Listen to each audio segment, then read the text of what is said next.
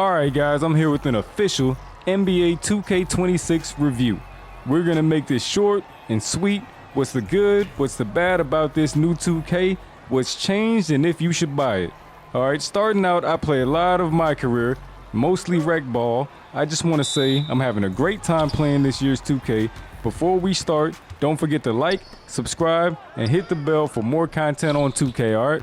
Alright, let's dive into it. All my thoughts, first off, are strictly based off of online play. That being said, let's start with the shooting. The shooting is hands down 100% better in 2K26 than in 2K25. For one, they took out the RNG. And for those who don't know what RNG is, it is a random number generator that introduces chance and unpredictability into the gameplay on shooting and defense. And for those of you who already knew what RNG was, you already hated it and knew that it shouldn't have been in a 2K25 game, so you know what I'm talking about. You couldn't consistently hit your shots, you couldn't consistently get steals and get blocks on the defensive end of the ball.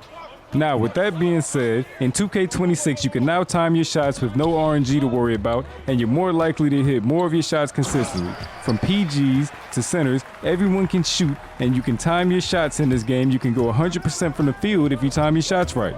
The rhythm shooting in this game is a nice feature, and the quick shot is also a nice feature in this game. If you're a taller guard, it's going to be harder to contest you on shots that you're shooting if you're guarded by a smaller player. All in all, I think 2K26 and 2K did a great job upping the shooting in this game.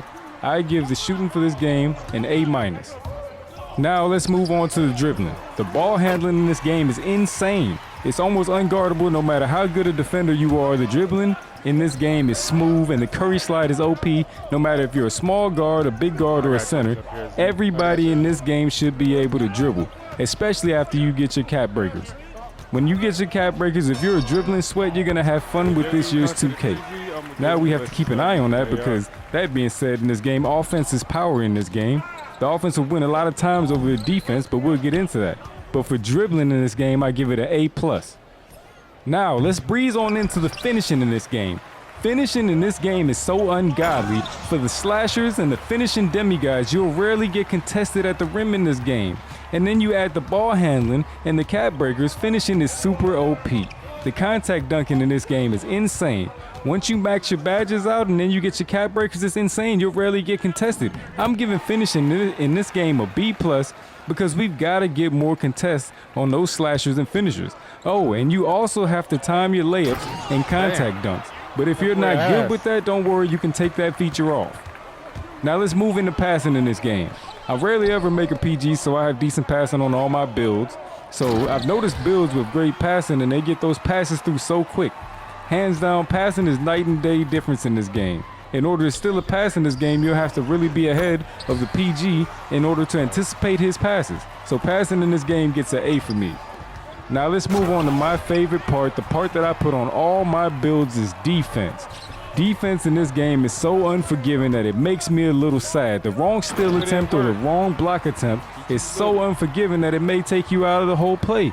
If you put a lot of perimeter defense on your player, don't worry. The dribble guy will definitely get around you at some point. Steals rarely happen in this game like in 2K25.